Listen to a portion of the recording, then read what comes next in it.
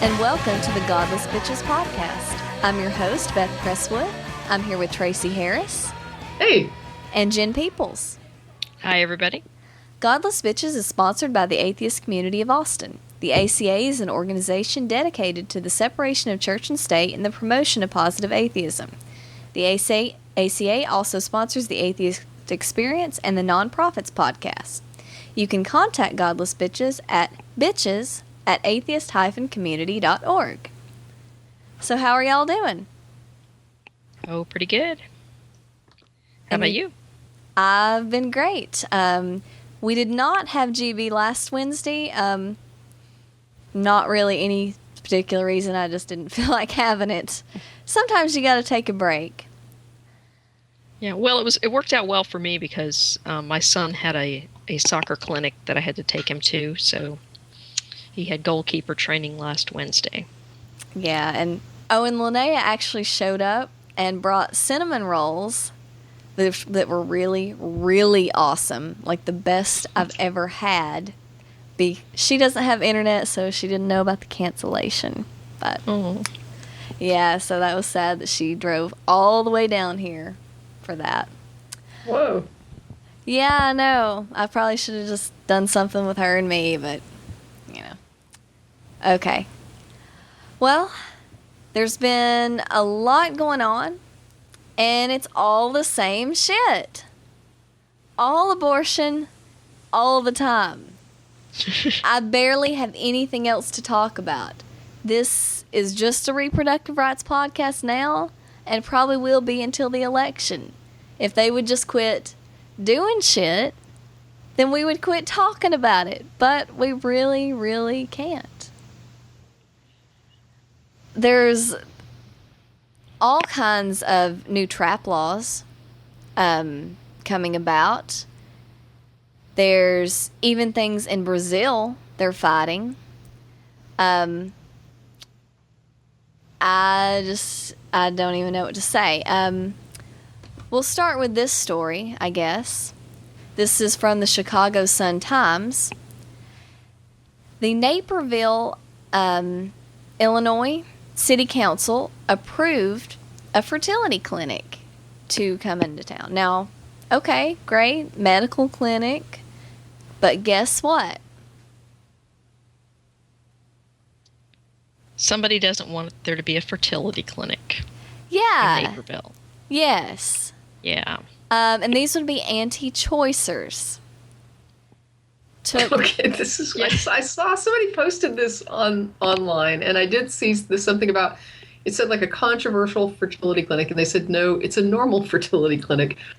And I just remember thinking, and who has a problem with this? Well, the Catholic Church has a problem with in vitro fertilization. As and do what is their problem with it? Well, okay, this is absolute craziness, and I cannot believe that more Catholics don't actually know what they teach.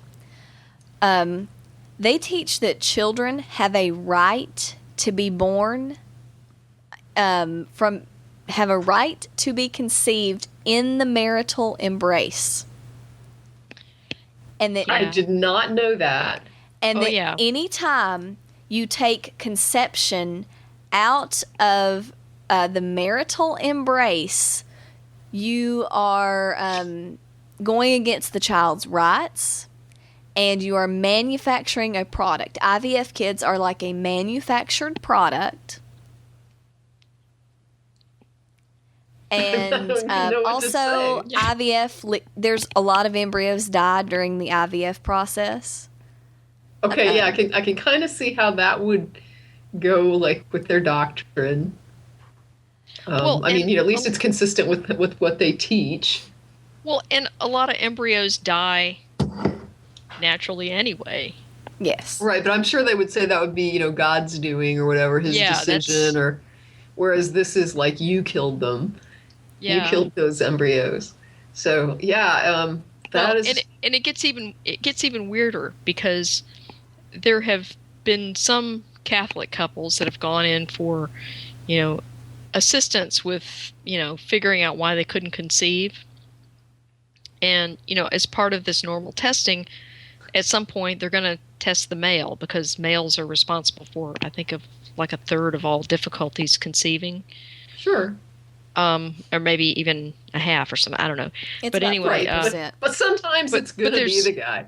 Yeah, there's a significant portion of the time it's going to be the guy. And so, sometimes you just need to give the boys a little boost. And so you do, what they call the intrauterine injection, which bypasses the cervix and all that stuff. But they have to collect sperm to do that.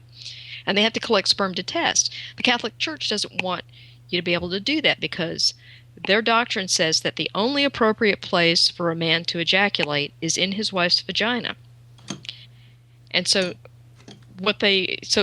obviously he can't go into a room with a cup and come out with a sample. And this just gets weirder and weirder, doesn't it? Yeah, and so they have these special condoms that they call these, male factor condoms that men can use to collect the sperm sample, so that they can collect the sperm sample during a normal act of intercourse. Just he wears his condom and then he takes it off and, stores it properly, and they use that to do the testing and all. Catholic Church says no. Wait. It has a tiny pinhole in it. Yeah, they have to put a pinhole in the condom, or the Catholic Church says no way. As long as they put a hole in the condom, it's all good. But of course, that if there's something going on within the woman that is affecting the viability of the sperm, putting the pinhole in the condom might allow, some of her mucus if there's like an immune response happening or something like that, that gets in there and it kind of mucks up the sample too. So they only approve that for testing anyway. They still don't, even the intrauterine insemination or the IVF, they don't allow that, which kind of defeats the purpose, because if there's not really there's some things you can do for guys, but mostly if there's a problem with the sperm, you're going to have to do IVF or something. Yeah, at the very least, an IUI or something like that. If he's got, his swimmers are swimming, they just can't get past the cervix or something like that. You can do an IUI and help him out, but the Catholic Church won't even let you do that. Yes. And it's incredibly weird. I'm just sitting here thinking, does anybody actually believe that priests are ejaculating, not ejaculating at all? Is there anybody that believes that? And I'm not even referencing, let's say that even the ones that are not raping children. Let's look at the priests who are not molesting children. Does anybody believe that they are not ejaculating? Well, I think that's probably something that, the male body probably takes care of that itself if the guy doesn't, handle it. Those are not. But if he's not allowed to ejaculate anywhere but in a vagina, and he's not allowed to have sex with a woman. Nocturnal emissions, wet dreams are, you can't help that. But masturbation is wrong. Wait, you can't help that? How weird is that? That you have this this law from God, I guess, that you can only ejaculate in a woman's vagina, but then God builds you so that you just come at night and you can't help it. But I'm saying even without that, I just don't believe it. I don't think that. Yeah, I don't think there's anybody that stupid to believe that these priests are not getting off in some way. Well, yeah. I don't believe it. Anybody who thinks that they are actually chaste is an idiot. Yeah. I'm just going to say it. Absolutely. But yeah, this is just an example of anti-choice craziness. The thing is, they don't want you to have any control. Any control not to have babies, any control to have babies. They want you to abandon all control to God. Well, and here's the thing for me, though. If that's their position and you're a Catholic, welcome to it. Yeah, exactly. If you're not a Catholic, you don't have to abide by it. And so I don't see what the problem is. The Catholic Church sets the rules for Catholics, and it's up to them to police their own population and do whatever they're going to do within their own ranks. And that should be the end of it. There shouldn't be any sort of protest of a clinic that serves the public to do some function like fertility, a fertility clinic. If the church doesn't like it, they can tell their parishioners, you're not allowed to use it. Well, fine. But they're arrogant sons of bitches. They think that they think they have authority. They think that what they believe is true, it is God's will, and it is up to them to make everyone abide by it. And that's where they go off the rails. I mean, in my mind, they're okay. I mean, I don't agree with them clearly, but I think they're okay saying, I believe God said this. I believe it's all true. I believe this is the best thing for people to do. Where they go off the rails is when they say, and so you have to believe this and do it too, or at least live by what I'm telling you is best for you. It's like, no, you get to exercise that level of control over people that agree to be in your church. They're agreeing to this contract. Nobody else is. It doesn't matter if you're right or not. If you're right, you get to do it within your church, and people who think that you're right and want to be part of it can go and be part of it, and they'll say, yes, we think you're right too. The people who don't think you're right, they go do something else. And you don't get to be the priests and the religious authority over people who don't agree to join your church. I can't fathom it. And to me, it's exactly like if Jews and Muslims banded together and said, you know what, we're going to protest all the supermarkets that sell pork products because this is a violation of our religion, and we don't think anybody else should be able. We think this should be illegal. No one should be able to eat pork products because it offends us. Well, just out of curiosity, I mean, is it simply like a protest, or what are they doing here? Like, what is it that they're tried to block the zoning for the clinic. Okay, see, then they're wrong. That's just wrong. I mean, if you want to protest it and carry a sign and do it, but no, you don't get to impose your religious weirdness onto people legally who are not part of your religion. It's the people that agree that this is the doctrines they want to live by, that they power to them, go live by it. You cannot impose that on somebody that's a non-adherent. That to me shouldn't. It's almost shameful that we have to say that.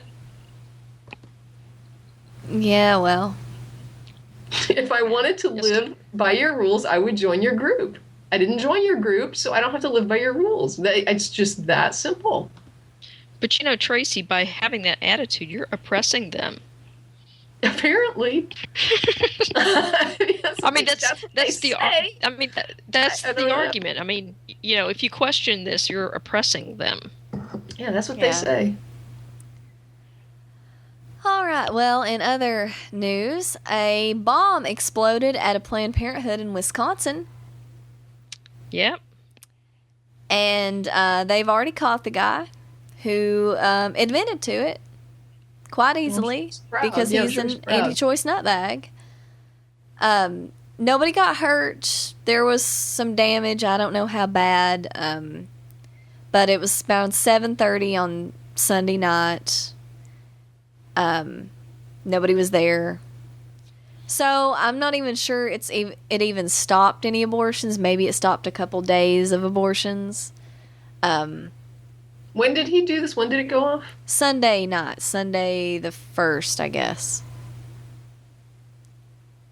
Yeah, I want to say that they were open again, I want to say yesterday, but maybe it was today that they reopened. So, at most, it probably stopped no abortions because most of the clinics that I've been associated with as far as, clinic escort or something like that, they usually had designated days for abortions because women have to plan. And now with all of the counseling and waiting and stuff like that you have to do, I doubt that they would schedule abortions for early in the week. So he probably stopped some routine health care. Yeah, if anything. Yeah. Yeah. Well, yeah, and what is even the purpose of that? I mean, that's really pro-life to, set off bombs. Yeah. Real pro-life right there. Well, and the group that for years were trying to shut down George Tiller's clinic and eventually killed him. Their view on that was that the killing was justified because they were trying to, in their mind, protect innocent lives. Right. And when you go down that path and you start with that rhetoric, Thank you. Yeah. Now you have just invited nut jobs to come out of the woodwork and start killing people. Yeah, it is the rhetoric. It's the rhetoric that this is murder. And when you start throwing that around, you are inviting people to kill people, because everybody would believe, I don't know anybody that would argue that if you killed a perpetrator who was attempting to murder somebody, it would be justifiable homicide. I mean, if someone was trying to kill someone and I stepped in and killed that person and had to use deadly force to stop them, everyone would say that's perfectly okay. You did what you had to do. You saved somebody's life. They were going to murder somebody. As soon as you start calling it murder, you have just washed the hands of whoever kills this doctor, whoever kills these people involved, because in their minds, they're saving the lives of these innocent children who were being murdered. When you use that kind of inflammatory rhetoric, you are absolutely, because it's not in their minds and in their rhetoric, this is not hyperbole. They promote this as real murder. Yeah. And they don't think through. It's like all they know is this thing is got human DNA. It is alive, and it therefore has full rights of any kind of human being. And then they take another step, which is the life of that unborn then takes precedence over any other rights. And I'm sorry. Well, I'm not sorry. I'm not going to apologize. I'm not sorry. In our society, the right to life is not supreme. There are many, many other rights that can interfere with your right to life legally, and you can die as a result or even be killed as a result of somebody exercising their rights that can terminate your life either directly or indirectly, and it is perfectly legally acceptable. Many, many situations, even if you're not doing something wrong. My right to not donate a pint of blood if it results in your death, I have not killed you. That is not a murder. It doesn't, my right to my bodily autonomy outweighs your right to life in our society.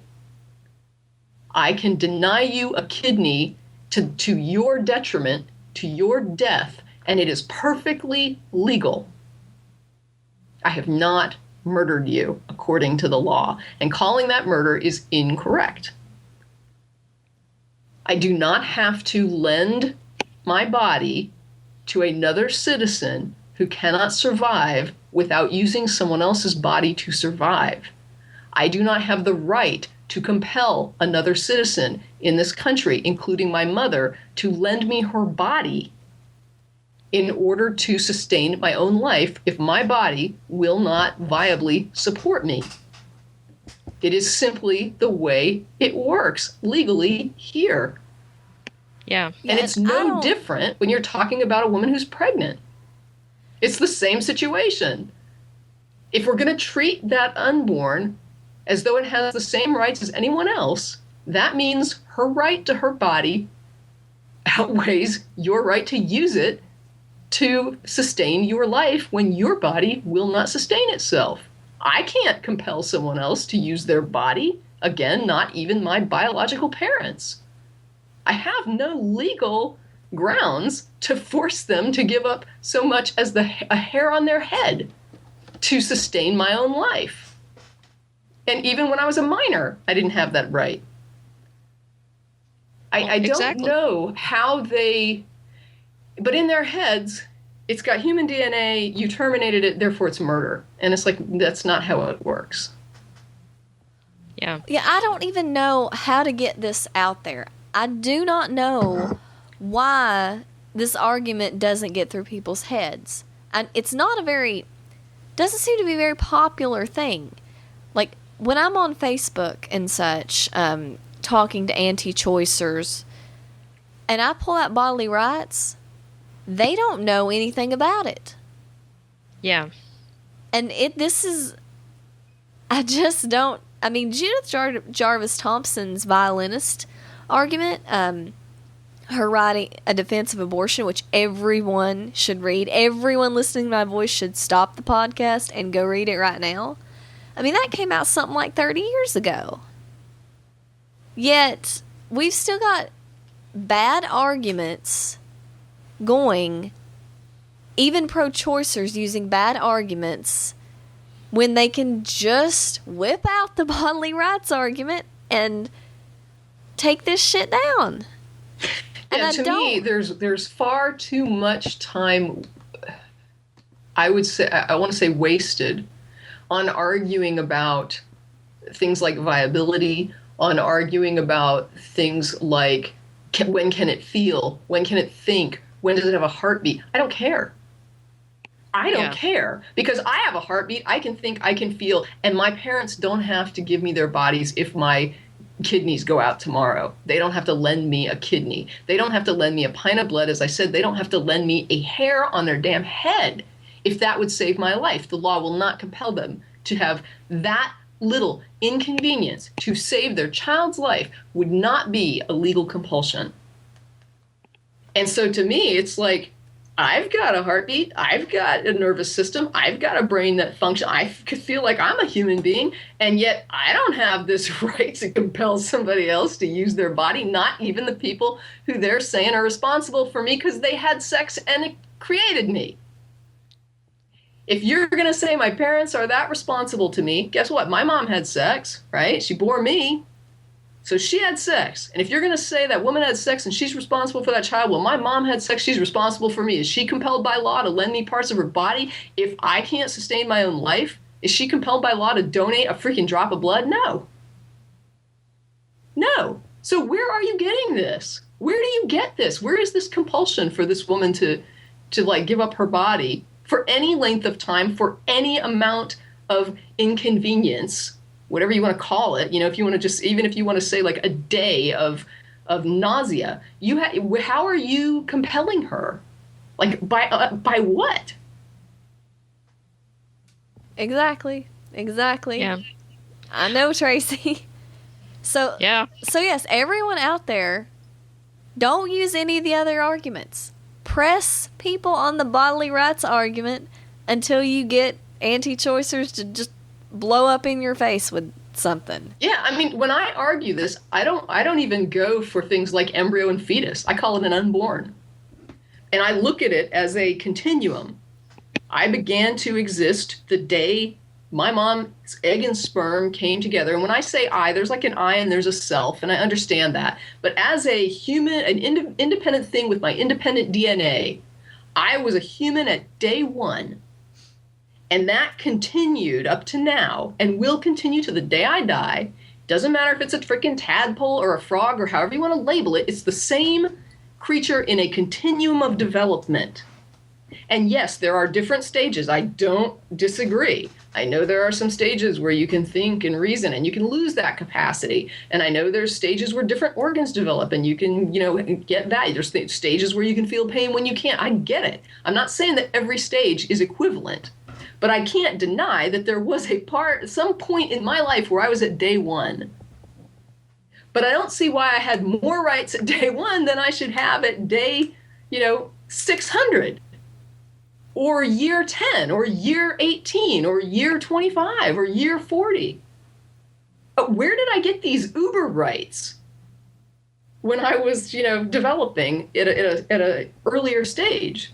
Where did all that come from? Well, and not only that, but it seems like, according to this, the baby has rights, the right to life argument, it seems like your rights kind of diminish on a sliding scale the older you get, if we look at that argument.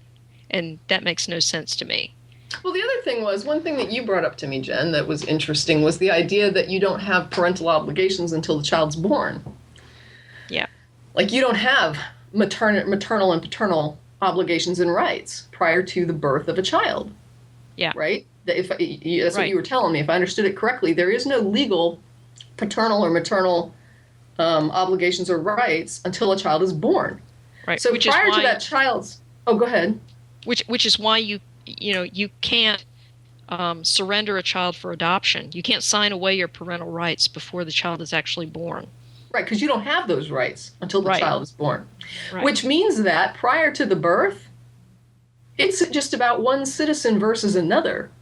Yeah. This isn't mom and child. That relationship has not been established under the law. And so what you've got here is one person versus another. Or if you want to, most people would, I think, even people who argue that it's not a person, I think would generally say that in month 8.5 to 9, they would still call it a person. You know what I mean? Well, and the thing is, it's like, okay, at some point, the fetus is viable. And so if you run into a problem at that point, you have a viable fetus, you can induce labor and then you have a baby. This is the other thing that weirds me out. This is the most bizarre thing. The term abortion has become synonymous with like killing the child. Right. Yeah. But the word abortion just means to interrupt any sort of procedure that goes from like point A to point Z. And when you interrupt it before point Z and you stop it early, you've aborted it. So there really is nothing that requires that an abortion end in a dead baby, right? You can abort a pregnancy without the child dying. You can, like you said, go in and induce some kind of an early labor if there's some kind of problem, or you can go in and, and a lot of people do induce labors intending for the child to be alive. We just don't normally label that an abortion, even though you are aborting it. You are terminating that pregnancy early. Terminating the pregnancy, yes. Right. And so the weird thing to me about the law is that when the unborn is unable to survive without the body of another person, the law gives the person who would save that unborn's life the right to terminate that pregnancy so that it definitely will end in the death of the unborn. That unborn, thing is going to die. Unborn person, unborn child, unborn fetus, whatever you're going to call it. It's not going to survive. And it's not going to survive when you stop it from using the body of someone else. As soon as it becomes viable, which is supposed to mean that it's developing organs that will allow it to sustain itself, suddenly it's completely illegal to terminate that pregnancy, to stop that connection with the body that is supporting the unborn. So the law is... Go ahead. And that's one of the things that's kind of troubling about some of these laws that are coming in, that are basically designed to ban all late-term abortions. Some of them, the way they're written, you could look at that and say, you know what, you can't even do an induction. You can't do a C-section with this without running afoul of this law. Because if you induce labor or you do a C-section and that baby dies, that doctor, it could be prosecuted under this law, It just seems very weird to me that we would have laws set up in such a way that a person who has viable kidneys can compel somebody else to use their kidneys. Yeah. It's like, how does that even work? How is it that you can force me to donate blood to somebody who doesn't need a blood donation? How can I be compelled to donate a kidney to someone who's got working kidneys?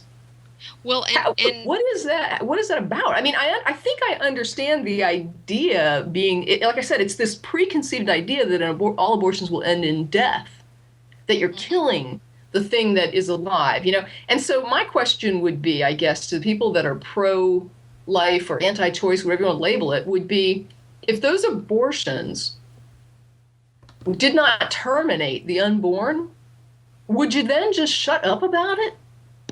Would you be willing to accept it if the woman at the point of viability was able to, like you said, induce labor or have a C-section and just let, there's the baby. Knock yourself out. It's an independent living thing. Let it go, do whatever it does. Use the existing Moses laws, hand it over to the state, whatever you want to do. We're not going to kill it. She just wants to be out of the pregnancy. You're saying that it's viable. You've labeled it viable under the law. Therefore, I assume we can consider it able to sustain itself. And if we can't, then you're not right in labeling it viable.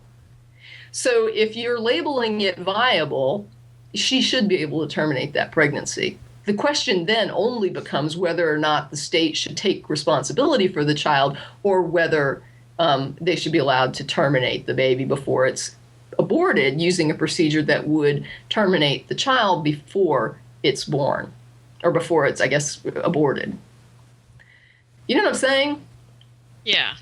The argument isn't even really over. It shouldn't be over whether or not the woman can end that pregnancy. It should be over whether or not the procedure used should have to ensure the life of the thing that's whatever you want to call it. I'm calling it a thing not to like piss anybody off, but just because everybody has these different labels. But that unborn, the question seems to be, can you kill it or not in the procedure to separate it, terminate that pregnancy, and get the mother out of that pregnancy?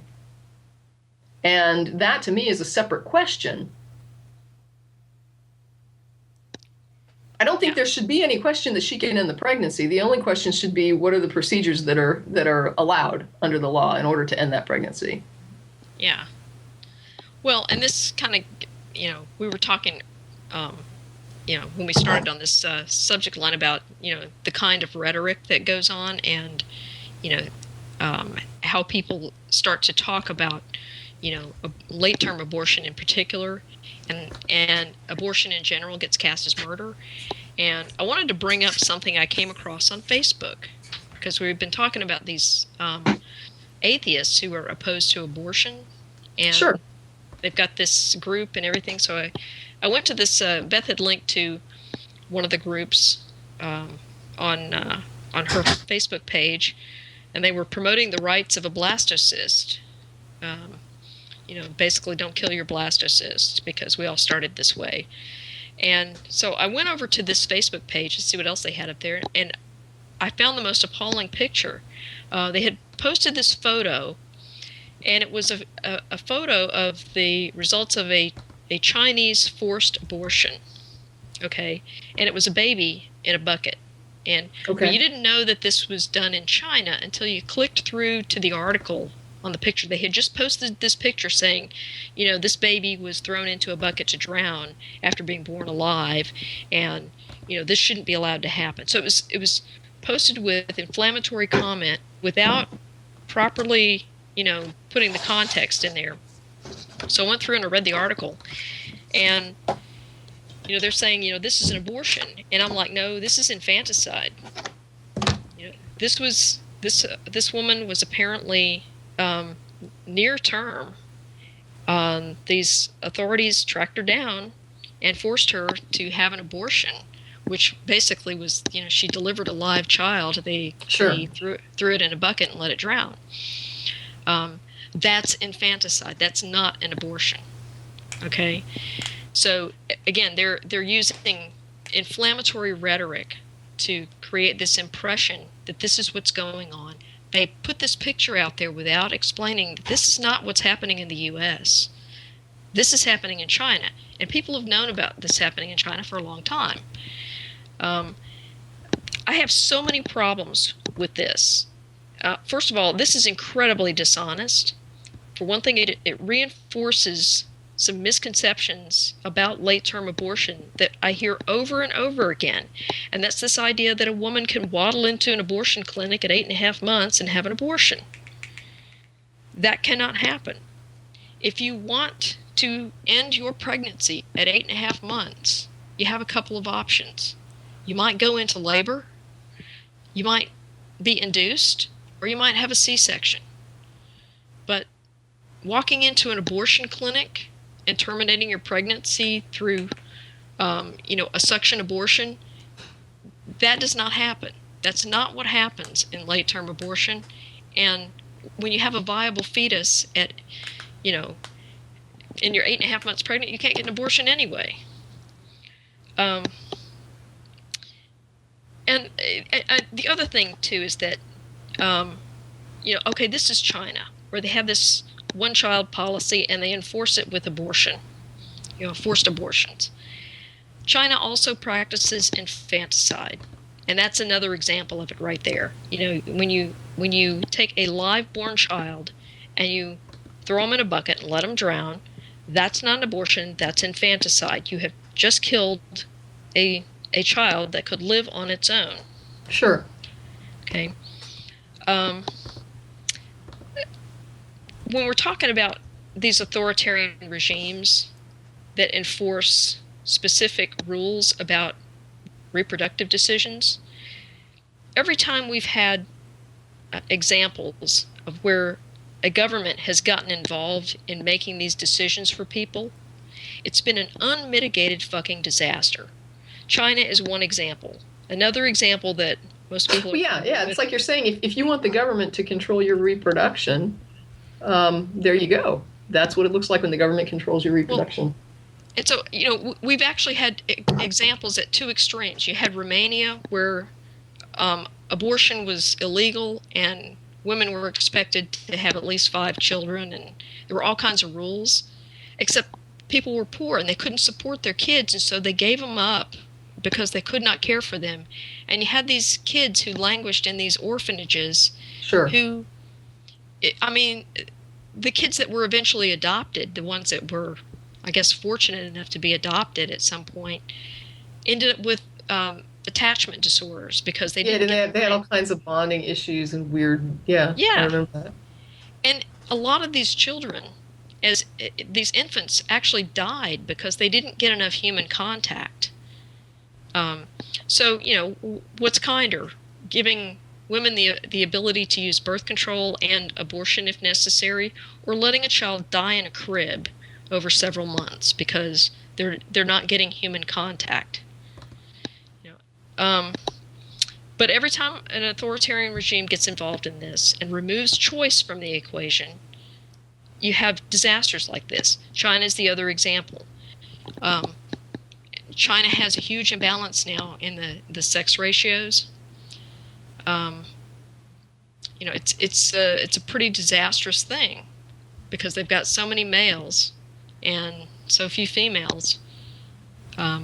We got similar stuff going on in parts of India, right?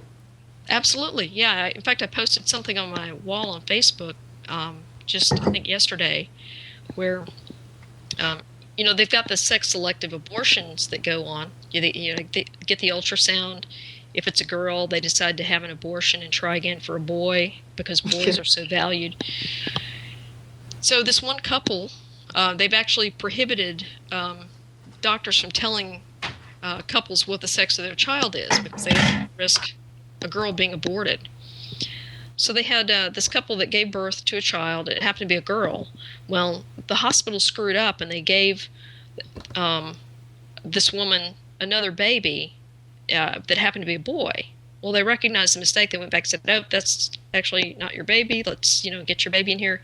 And the couple was like, "No, we don't want the girl. We'll keep this boy."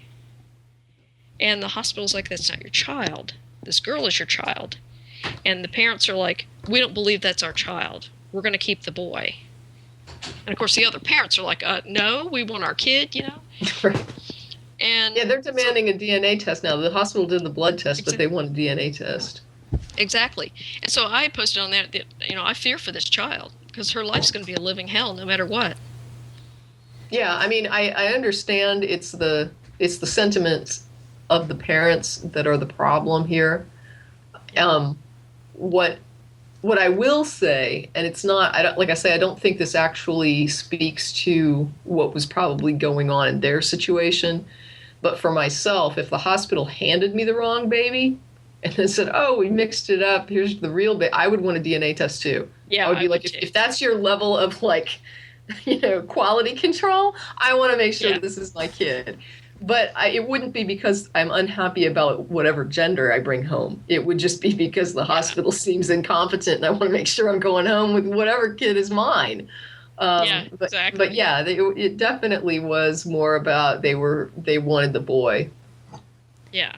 Yeah, and this incidentally, is the way hospitals handle it now is that the instant the child is born, the baby gets a barcoded bracelet and anklet, and parents get matching barcoded bracelets. So.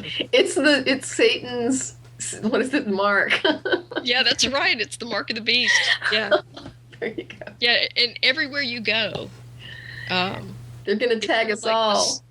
If you're escorting the child down the hall for a doctor's appointment or something like that, somebody will come by and scan you both and make sure you got the right barcode on. So there you go. Yeah. Well, this is one of the things I see with the anti-choice movement is abortion is neutral, and it's how abortion is used that determines whether it's moral or not. Forced abortion or sex selection abortion, that's bad. But abortion as a woman's choice is different. And I've also heard so many things from anti-choice groups that say feminists never talk about sex selection abortion. Well, yeah, we do. How the hell do they think they even know that this happens? I mean, it wasn't because there were, so many men running around saying, oh my gosh, how awful is it that they're aborting the female children? That wasn't men going around raising that as an issue. That was, feminists and human rights activists that brought that issue to the forefront.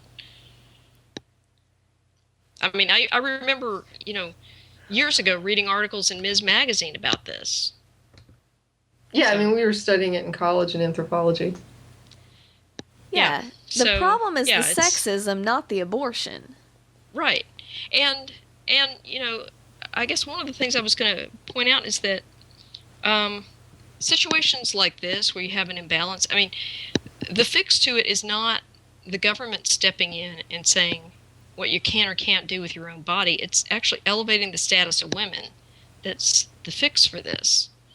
I'm kind of curious, though, honestly. I mean, and this may be, I'm not a big free market freak or anything like that, but I kind of wonder if this problem in decades to come will resolve itself in that women will become more valuable as they're more rare.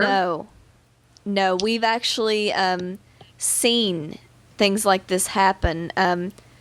Jen was actually going to bring this up about polygamy.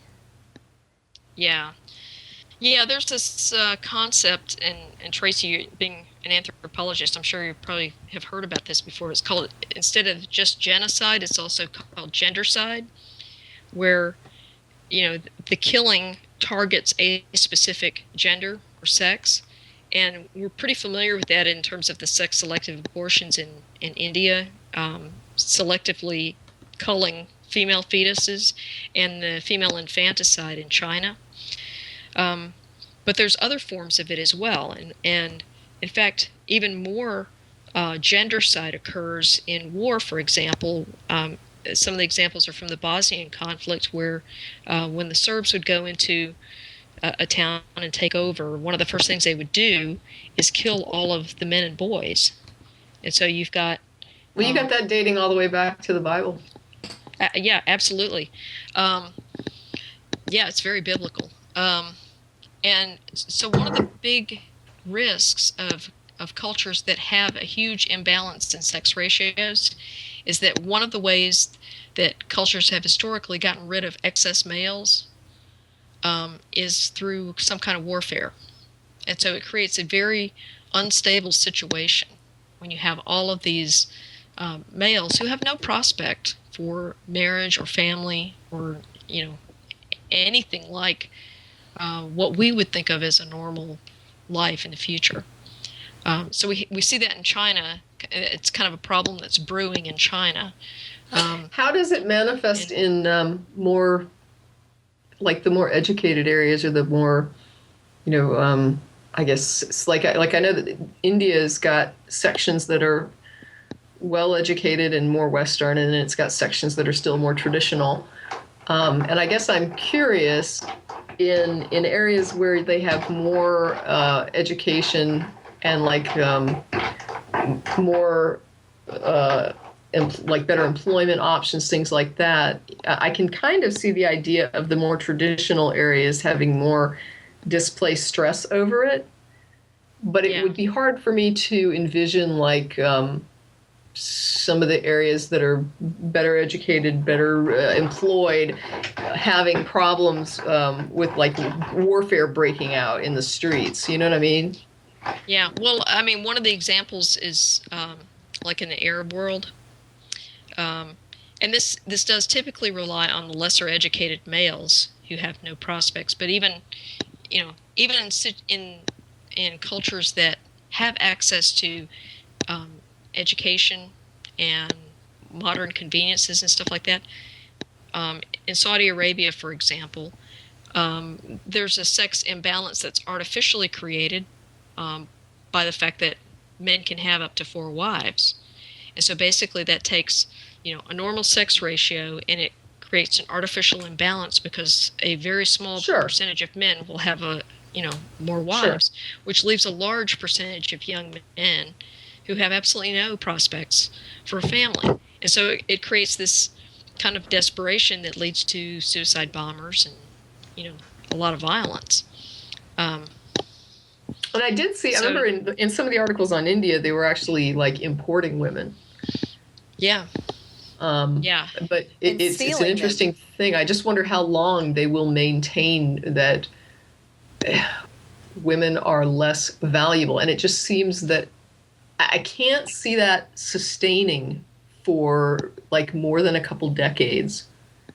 I just don't see how it would sustain now, like you're talking about, if you have a cultural tradition that dates back quite a while, where you have multiple wives allowed, and you have men that are more wealthy that are able to sustain that, and so other males that don't, I can see how that would tend to just sort of be more the norm. But when you're coming from a norm where there wasn't this disparity, and now suddenly there's no women, it just seems like the young males, especially in a more educated society, would start stepping up and valuing the women more, that they would start vying for the women. I mean, I'm curious. Of course, it's nothing that you can know. It's something that you have to wait and see what happens. But if India doesn't address this in some way to get that dealt with from an educational perspective, it almost seems like something that could potentially correct itself in a cultural shift, because they've actually disrupted the normal tradition. This isn't a normal tradition going forward that is like this, that causes problems and has caused problems. This is a problem that's emerging.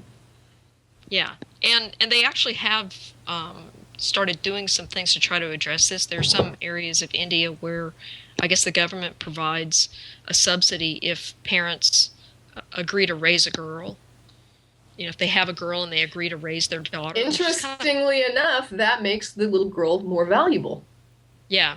Yeah, and you works. You get money for for having the girl. That's what I'm saying. Yeah. At some point, you're going to have to start stepping it up and making the girls more valuable. Yeah. And so the family gets money, and then I guess in some cases they there's an additional stipend to pay for her education and stuff like that. So, although that seems so sick to have to pay people to take care of their little but when you girls. think about it, these women are traditionally coming to these other families with dowries. So literally they were paying people to get rid of the daughters. And what I'm wondering is if ultimately what might happen is that it starts becoming more of I don't know how prevalent it is currently in the US, but somewhere in the past in the US, it was almost as though you had a male that had to have pretty good financial resources in order to attract female mates. You know what I mean? That was part of the package, was that he came with resources, and because she was generally going to traditionally be having kids and staying at home and not working. So you had this arrangement where the males traditionally were putting up kind of what I can provide. Whereas in cultures where you've got a dowry, you're saying, take my daughter, please, and here I'll pay you this huge sum of money to take my daughter off my hands because I can't afford her. She's got no prospects for like earning me money. She's not like a son. So, just take her off my hands, and in exchange you get grandkids, right? So and so what I'm wondering is if ultimately this, like you're saying that they're starting to offer a government subsidy, and I'm wondering if at some point the males are going to have to step up and say, what do I have to offer in order to attract a female, because there just aren't enough females. Yeah. It'll be an interesting thing to observe in the next 10, 20 years. Yeah, and I think that, I don't know for sure, but it seems that may already be happening in China, where there's not the dowry system. For China, it's the idea that the oldest son, one who takes care of the parents in their old age. Mm-hmm. So if you don't have a son, then you don't have anybody to take care of you. Sure. But I think that it seems to me in China that what's starting to happen is that the women are looking out there and saying, hey, I've kind of got my pick. And so the best educated guys who have the best jobs or whatever are basically the ones who have the best marriage prospects.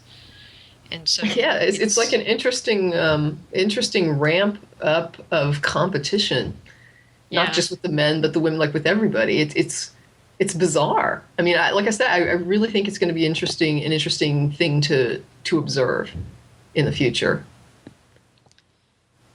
But I guess my whole point with that whole, an atheist group putting a photo of a Chinese forced abortion on there, not only is that disingenuous, it misses the whole point about the choice argument. This woman didn't have a choice. Right, just like you want to take away other women's choices. Yeah. Exactly. And you want to force a woman to endure a pregnancy. Yeah, and I mean, this is two sides of the same coin. Any government that can tell you cannot have an abortion is a government that can also tell you must have an abortion. Oh, yeah. Yeah, you're giving them reproductive control over the citizens. That's what you're signing on for. So look out what you wish for. Yeah. So anyway, that was my whole point on that. All right. Well, I'm going to go ahead and talk about a story that's not abortion related, just so there's something in the podcast that isn't. Okay. The Atheist Agenda campus group at UT San Antonio has had their now annual smut-for-smut campaign, in which any holy book, Bibles or Korans or whatever, could be exchanged for porn. I'm getting this from Friendly Atheist blog, by the way. Sure. And they've done this before. Yes. Yeah. But they just now did it again. Sure. It's annual. It's an annual event. Right. A lot of people don't like this, including a lot of atheists, though. I find it funny. Yeah, I think it's funny, too. I think it's kind of funny. My thing about it is that it's devaluing porn.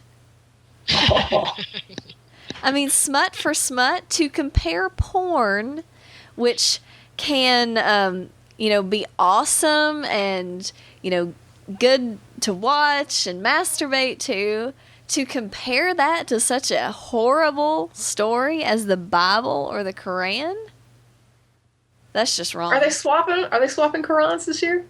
It's any holy book. Oh, no, that's nice. Oh, yeah. But yeah, that's just insulting to porn. Not giving up my Kama Sutra. That's not a holy book anyway, is it? I don't know. No, I don't think it's holy. I don't think so. But, I have 3 different translations of the Bible, and I think I'm going to hang on to them because they're good references. And I didn't pay for any of them, so. Oh, yeah. Bibles are everywhere. Free. Yeah. Yeah, just go to a hotel. Yeah. They want you to steal them. Yeah, they really do. And hide them. Hide the Bible. Play hide the Bible. Oh, that is a game. That's right. You, I think it was, I want to say, and I hope I'm not wrong, but I want to say it was Jeff D. that mentioned it or turned me on to that idea. Like, I think I read it in something he had written where he did the hide the Bible game. It's like you go to the hotel and you hide the Gideon Bible, and then other people have to hide the Bible, and you just keep hiding them. And it was either Jeff or Russell or one of the guys said they were looking for a spot to hide it, and they found where someone else had hid it. Like they located a spot behind the bed where someone else had stuck it, and they were like, they hid the Bible where I was going to hide the Bible. Yeah, I think that might have been Jeff. But and they have little stickers you can put in them. There's like stickers you can get online that you slap in there about like the the fictional aspects of it or fun verses or whatever that you put in the jacket. Yeah, that's always fun. So if you travel a lot and you're just looking for something to do when you're bored and back at your hotel, there's some games and stickers, and if you're into stickers or games, stuff you can do with a Gideon Bible. Yep. All right. So back to the war on women, or the war on sex, or whatever you want to call it. There was a discussion on the nonprofits about calling it the war on women. What do y'all think about the terminology, the war terminology? Honestly, it doesn't bother me as much as it bothers some people, but I don't feel strongly about it. So if somebody is like, I think it causes a problem or whatever, I'm like, I don't mind dropping it, and it doesn't matter to me as long as we're talking about the issues and we're saying that they are in fact like really, really anti like reproduction and sex and stepping all over people's rights. I mean, however you want to label it, I don't care, but whatever. Well, I think the war on women is destined to make as big a mess as the war on drugs has made. That's been a uniquely unsuccessful campaign, and it's caused a lot of not only human misery but lots of crime, lots of untreated addictions, and just completely misses the mark. Yeah. And I think that this whole whether you want to call it a war on women or this campaign against women's reproductive health care, and actually it's not even just women's reproductive health care, it's everybody's reproductive. That's the thing. It's like men and women. It's just that women bear the brunt of it just from a purely biological reality. And I do agree with that. But I do also agree, and I do also agree that wherever they can stick it to men, they do stick it to men. Yeah. You know what I mean? Yeah. They'll nail you down by the penis if they can, just as quickly as they would nail me down by the vagina. Yeah. Yeah. But, I think that it's destined to cause, and it is causing as many problems, I think, as the war on drugs. I mean, in terms of the number of women, particularly in Texas, who will go without basic health care now because our governor has decided, that defunding Planned Parenthood is worth depriving, thousands of women of basic it's like 130,000 women, I think. Yeah, I didn't hear the exact number, but it's going to cost.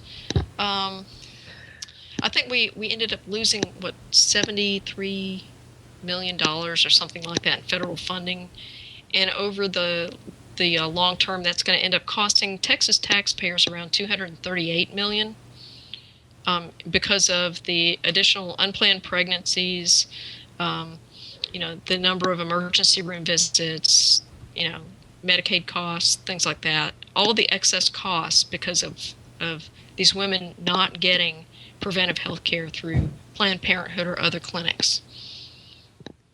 And out of all this, they have not shut down a single abortion clinic in Texas. And the reason for that? Abortion clinics don't get any state or federal funding. They're privately funded.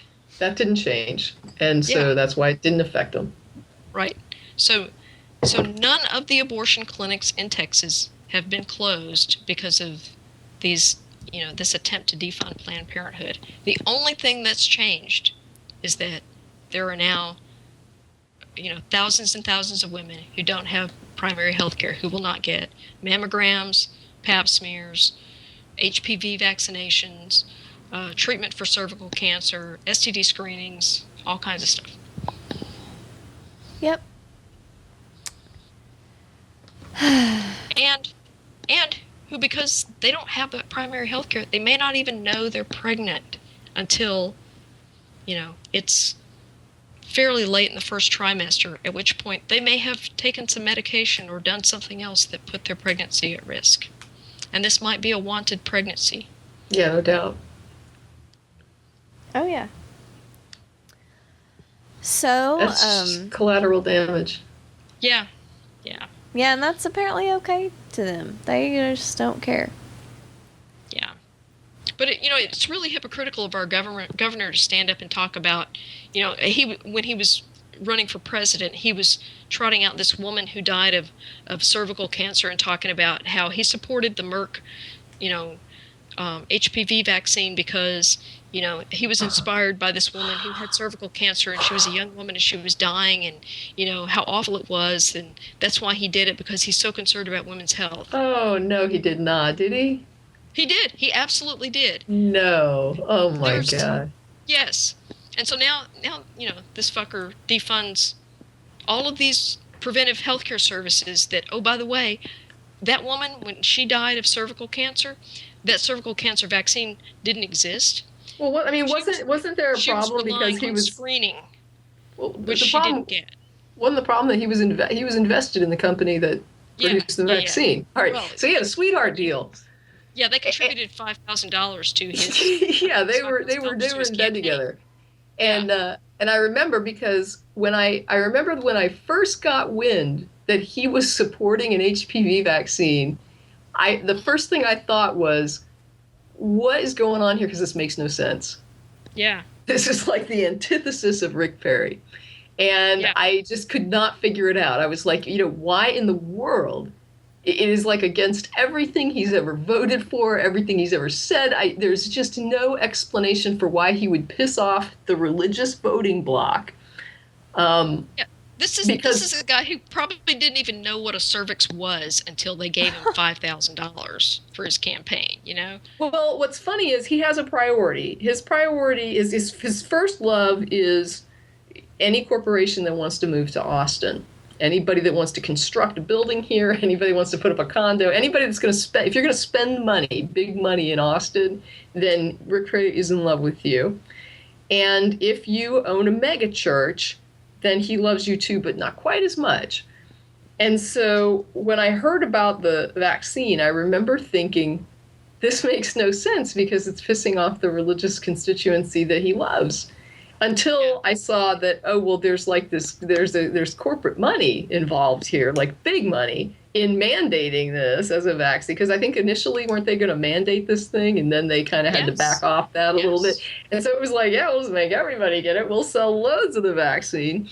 And I thought, that's the Rick Perry that I know and quote love. That's him all the way. And I'm like, now the whole picture makes sense, and it fell into place, and it was no longer just like a bizarro world. That was an interesting thing. So I can't believe that he would try to sell the health benefits as anything that he cared about, because way, way down on his list of loves is constituency that has nothing for him. If you don't have the bucks to throw at him, then you just don't even count. Yeah. Okay, well, now that we've beaten Rick Perry to a pulp, we will go to Mississippi, where they have the legislature has passed a TRAP law. Just a reminder, TRAP refers to targeted regulation of abortion providers, that says that all doctors performing abortions have to have admitting privileges at local hospitals. Wow, so they did pass this, or they were looking at it? I think the Senate passed it, and it's one branch of the government passed. Yeah, it is surviving right now. Wow. Yeah. So that doesn't sound horrible, does it? I mean, Except it's unnecessary. Well, most people seeing that would think, oh, that seems fairly reasonable. Doctors should, have a relationship with local hospitals. I don't know. I don't know that my GP does. Well, Honestly, if you asked me, I couldn't tell you. I've never seen my doctor at a hospital, and she's never referred me to a hospital or met me there to check me in for any reason. Or as far as I know, she's not doing work. You know what I mean? I don't know if she has admitting privileges at any of the area hospitals or not. She works at a clinic, and that's where I see her, and that's the only place I've ever seen her. I don't know how normal that is or not. I couldn't tell you. well, I think most people would tend to think that that's reasonable. However, that's only half of the anti-choice strategy. The first half is to pass a law like that. The second half is then to harass and threaten hospitals so that they will not give privileges to any doctor that performs abortions. And currently in Mississippi, there's only one abortion clinic. 3 doctors visit it in rotation. They do not live in Mississippi. One of them has privileges, admitting privileges at a local hospital. 2 do not. And those 2 cannot get them. They're qualified doctors. All the local hospitals refuse to give them admitting privileges for no reason. Interesting. So this law is carefully crafted to try to stop abortion in Mississippi. And, yeah, because if you've only got one doctor, they're going to burn out sometime. Or they're going to get killed. Or, as most abortion providers, I think their average age is something in the 50s or 60s. So they die of natural causes. So yeah, this is horrible. And Tennessee tried to do this too. And it's not like admitting privileges. Like if your doctor doesn't admit you to the hospital, you can still get admitted. All you have to do is go to the emergency room and you will get care. So this has no safety thing. It's only a law to stop abortions. In Mississippi, I don't know. I think it very well could be a state without abortion sometime in the next few years. Yeah. It's almost as if these people have no honor.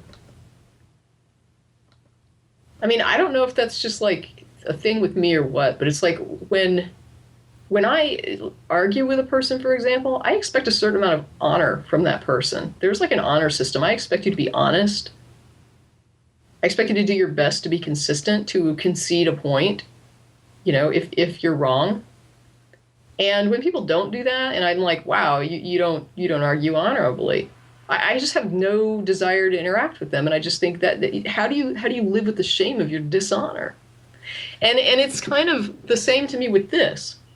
You go through the courts, and you make your argument, and you try your case, and you agree when you go through the court to abide by that decision. That's what that court is for. It hands down a decision, and you agree to abide by it, even if you lose. That's how it works.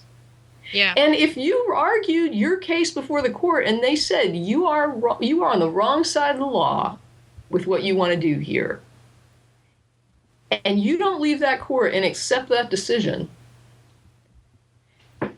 I can see coming back with another case where you think you can make your argument better. Like I can see retrying something if you just keep thinking, you come back as much as you want. Pull it up through the courts as much as you want.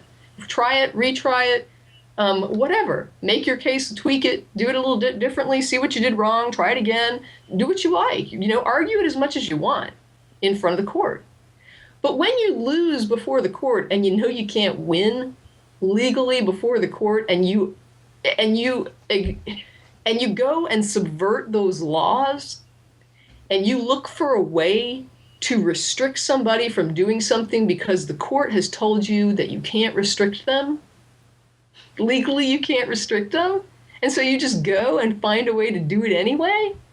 The level of dishonor to me is, I don't know how they live with it. And there's, I don't know. Am I the only one who sees that as just like slimy tactic that you just have to be beneath the dirt to say, I lost the game and I don't care. I'm just going to set the board on fire so nobody can play. It's like, really? That's your reaction? Instead of trying to understand why it is that they're telling you that what you're doing is not correct under the law? No, I think what you've just described is an accurate description. They're losing the game, and so now they're going to set the board on fire. So yeah, nobody's going to play. No, because you're not going to win. And I don't care if I have to blow up the board, and I don't care if how many people I have to put bullets through. I don't care. I will stop you from winning this game. I am not going to admit that I've lost. Yeah. It is such a despicable reaction and mindset. I just have no respect for it. There are findings that go before SCOTUS that I don't agree with. But I'll tell you what, I abide by them. Yeah. Do you know what I'm saying?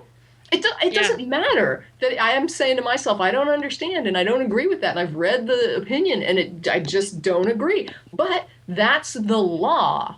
Until this gets tried some other time and has a different outcome, this is the law. And I live here and I agree to abide by the laws here. And they're saying that under the law, you have a right to do this, you don't have a right to do that. And those are the laws under which I have agreed to live. That's the system here that sets the rules. And yes, you can challenge it, and yes, you can argue it, and you can go before the courts and change it. And you have all these options within the law to adjust it or change it or, work it out.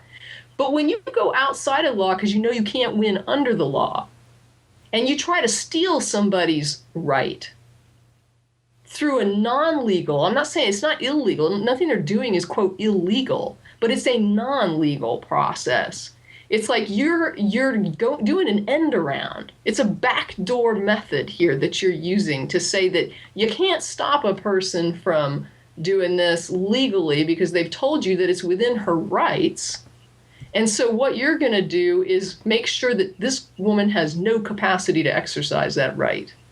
And that's just dirty. That is so dirty.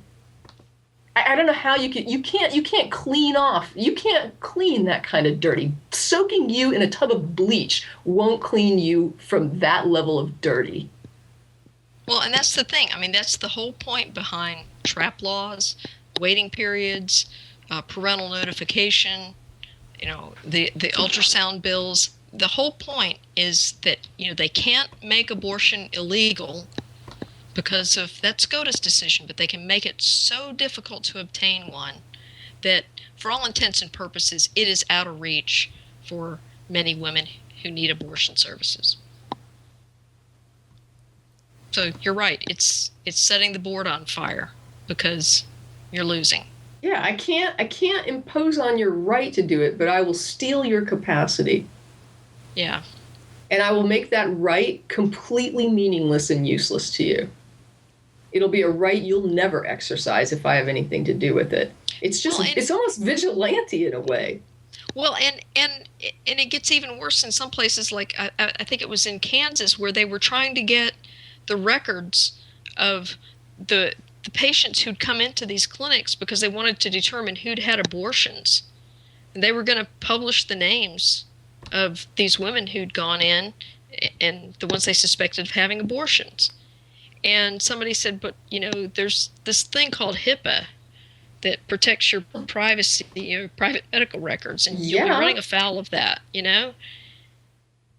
And I was sitting there thinking, can you imagine if they enacted a law like that and suddenly you're just going to see your gynecologist just for routine care, and suddenly you have to worry about whether your name's going to be published somewhere, for something that's no one else's business. Right, and something that for a fact wingnuts are going to be attracted to and target you for. Yeah. I mean, let's just be real. Yeah. That's what these lists are meant to do. This isn't just about publishing a list of names because nothing is going to come of publishing this list of names. It is about targeting people for harassment. Let's be honest, and potential violent assault. And this is messed up. Yeah, because these names never get published without some expectation that this person is going to be confronted. It's not like this woman is a threat to people in her neighborhood. It's not, you know what I mean? This is not about any kind of public safety issue or whatever. This is not like publishing the addresses of sex offenders, child sex offenders in your neighborhood or whatever. This is a whole different level of just wanting to make names available to lunatics. Yep. And Tennessee was doing this. They were going to publish the names of abortion doctors and statistics about the women that wouldn't have included their names, but it would have included what county they were from, how many times they'd been pregnant, and if they had an abortion, which if you live in a small town and somebody's got access to that, somebody could figure those things out. Plus, I was going to say that there's going to be enough information there for someone to identify you. Yeah. And publishing the names of the doctors, that's just a sign. That's just hanging a sign out there, kill these people. Yeah. And it's just, all it is just a filthy reaction to somebody who is just sore that they lost the argument in court. You know what I mean? It's you know what it reminds me of? It reminds me of if you have like a couple who's like fighting, having a bad divorce, and there's like a custody problem with a child, and they're arguing custody, and they go to court, and the court hands down a custody agreement that basically says you will abide by this. You have the kid on these days, the other parent has the kid on these days. That's the agreement. Go home and abide by it. And the other parent then falsely accuses one of the parents of sexually abusing the child. Or takes off with the kid, goes into hiding, kidnaps their own child. When the court has said that this person has a right to see that child, you don't, or even if they were looking for like legal methods to subvert that document in some way, you know what I mean? Some way that was legal to keep the other parent from the child. It's like, look, I don't care that you don't agree with it. I don't care that you have this weird petty issue going on in your head and you can't accept that the court didn't like give you full custody and vilify your enemy here. They said you have to share this child with the other parent and you need to do that. That's the law. And that's the agreement that that's what happens. You got a kid, you get divorced, you go through the courts, they tell you what you're going to do. You made your case, and this was the decision. And it's like you have to abide by the agreement. You can't do everything you can think of to do to then subvert your ex-spouse's legal rights to the child when they're supposed to see the child. Yeah. You don't go in there and try to mess up that agreement, like, basically treat it like, okay, I can't change the agreement, but I can sure, do what I can do to make sure that this kid, like, oh, I'm going to take him to the doctor. I say he got sick that morning or whatever, and you can't have him. And I mean, whatever it takes, I don't know what kind of things you could do to subvert that kind of an agreement legally to like get out of handing the kid over on the days he's supposed to go with the other spouse. But it's just wrong. It's just wrong. Yeah. There's a rule of law that we're supposed to be abiding by here. And when someone has a right, and I almost think there needs to be something here that's like, what good is it to have a law that protects your rights when you have, within that same law, avenues to destroy capacity? Then what you've really done is made rights irrelevant. Yeah. My rights don't matter if the capacities can be completely, train wrecked, and that's completely legal. What good then is a right? Yeah. Well, and the thing that's really obscene is that these are the same people that are screaming about freedom every other word is, oh, we need to get our freedoms back and stuff like that. And they're trampling the rights of other people who just don't agree with them on one issue. They will not accept the finding of the courts. It is. They will not accept that. They have not. They have never accepted it. No. They are flipping off SCOTUS every time they pass one of these laws. Every time they restrict access to capacity to exercise this right one step further, it is just mooning SCOTUS. We don't even care. You have no authority. You can't stop us from stopping her from her right to exercise. That you can grant her the right, you can't grant her you can't protect her capacity. Yeah. And there's something really, really unjust about that kind of justice. Yeah. Yeah, that's true. And, SCOTUS, there was another case, I'm not sure which one, but it said the states could regulate abortion as long as it didn't create an undue burden on the woman. Yeah. I think we might be beyond that point. Oh, we are far beyond undue burden. And, it's especially something... since there's no medical reason to require an abortion provider to have hospital admitting privileges. I mean, as I think Beth noted, that if a woman has a problem and she needs to go to a hospital, they're going to call an ambulance and have her transported to an emergency room or get her into a hospital right away. It's not like, you don't need a doctor to go and sign you into the hospital. My GP does not have to meet me there. I don't know if she could or not. I don't know. I have no idea whether she has admitting privilege. I've never seen her work or operate at a hospital. Besides, I mean, what if your GP has admitting privileges at, say, South Austin, and you say, no, I want to go to Brackenridge? Exactly. Yeah, I don't live in South Austin. What good does that do me? Sure, I'm going down and sit in the ER. Yeah, you get to actually go to the hospital that you want to, unless your condition is such that you can't make that decision. Yeah, I don't get that. I don't see what. I mean, if she's medically licensed, I don't care. What I'm using her for doesn't require surgery. She's not going to do surgery on me. Even if she had admitting privileges, she's not a surgeon. If I go in with appendicitis, what the hell the difference does it make what doctor signs my ass in? Because she can't work on me. Well, besides, she's not a surgeon. That's the thing. It's like, okay, doctors do surgery on patients all the time without having to worry about admitting privileges. I mean, my dentist does oral surgery on people all the time. And if somebody has a problem in the dentist chair, she calls 911. They go by ambulance to the hospital. She doesn't sign them into the hospital.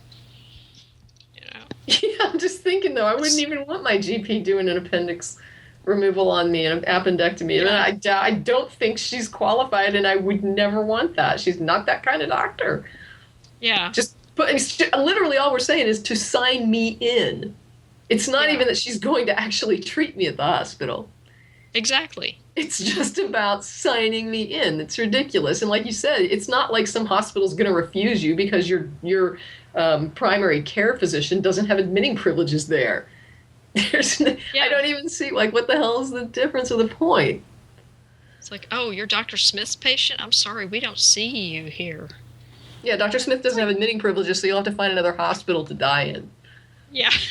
You get to take your broken leg somewhere else. Yeah. I don't know. I don't know how it works. It sounds kind of wacky to me, but maybe there's a logic to it. I don't know. Well, their only logic with that is to get those doctors to not be able to practice in Mississippi. Yeah, with the pro-choice or the anti-choice groups, I definitely wouldn't doubt that. I'm just wondering, overall, if that's a normal thing. How many are doctors required to have admitting privileges at hospitals? Apparently not. If they're trying to make it the law, I don't know. Well, but I'm not sure. I mean, it doesn't make you a better doctor because you have admitting privileges at a hospital. Yeah. Well, I have one more story, not about abortion. It is about women's health. It's sort of one of these FYI things, and it just grossed me the fuck out. Okay. This is from Huffington Post. So a Texas woman had some Kotex tampons, and she was going to use one and dropped it, and it fell out of the applicator, and there was mold on it. That's disgusting. A completely sealed tampon. Oh, that's just disgusting. Yes. And apparently Kimberly-Clark Corporation told her it wasn't anything to be concerned about. The hell you say? In instances where it has been found, we conducted tests on the product involved and had found the mold to be a common environmental species that carries no health risk. The vegetative mold is similar in nature to mold on vegetables or in baked goods. Okay, let me because a lot of our listeners probably have never used a tampon, and so I don't know what they know or they don't know. But the way these things are put together, there are very few. There are some applicators that you can actually see pretty well what you're inserting, and there are some that you don't see as much, that you don't actually see it until you wouldn't see it. You know what I mean? You would insert it and probably never see the actual tampon. It depends on the brand that you're using and how it's made. I've never in my life even heard of someone finding mold on a tampon. Never even heard of it. Like, that is so extremely rare and weird. And the thought of it, especially the thought of using a brand that is like concealed until it's inserted, that's actually kind of disturbing and spooky. Well, it creeps me out. Disturbing that the company would say, "Oh, this is not a problem." It's like, excuse me, you want me to insert some mold in my twat, and you think that's not a problem? It's pretty horrible. Yeah, I mean, it's pretty horrible. Is. And then, you're talking about an environment that's like moist and warm, and this just cannot be good. Like, I mean, no. And maybe, like I say, maybe I'm wrong. Maybe it's one of those things that seems really like a horrible idea, but it's not as horrible as what I'm thinking. But the whole combination of parameters there just sounds like something you just don't want to mess with.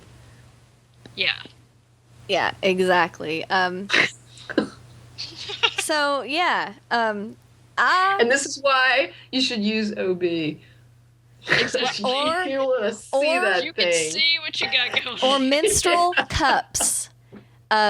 We've not talked much about periods and girl stuff on this podcast, but yeah, menstrual cups like the Diva cup won't have mold on it because you wash them and decontaminate them. Yeah, you would care for that yourself, just like your dildo. Yes, exactly. They also don't have any documented risk of toxic shock syndrome, like tampons do. Good to know. Because they do not actually absorb, so they don't cause micro abrasions in the vagina, which can lead to toxic shock syndrome. So they're actually have a higher safety profile. Well, good. So just something to think about for all the women out there. Look them up. And yeah, if you're going to use tampons, don't use the applicator, or I don't know. But there you go. I always like to pretend that my box of OB is like bullets. I feel all militant when I pull that box out. I want to get one of those like belts that you wear, like those, the X. Okay. I can just load them in. Costume. The guys are going, I don't get it. Do you get it? Do you know? I don't get it. Well, they can look it up all they want, or not. They probably not. Okay. All right. Well, that was all They should sell them in gunmetal. That's all I'm saying. They should come in gunmetal gray. Actually, it should come in a little box that looks like a little ammo can. I would love it. That would be awesome. I think I've seen those on like Etsy or something. I'm a militant feminist. Yeah. Oh, that'd be awesome.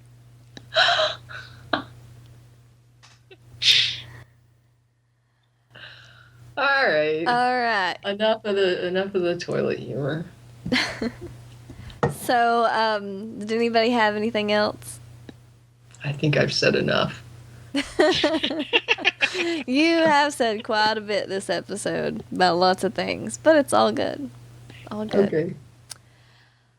All right, so that's it for the War on Women and moldy tampons and whatever else. We should be back next week. This is Beth signing out.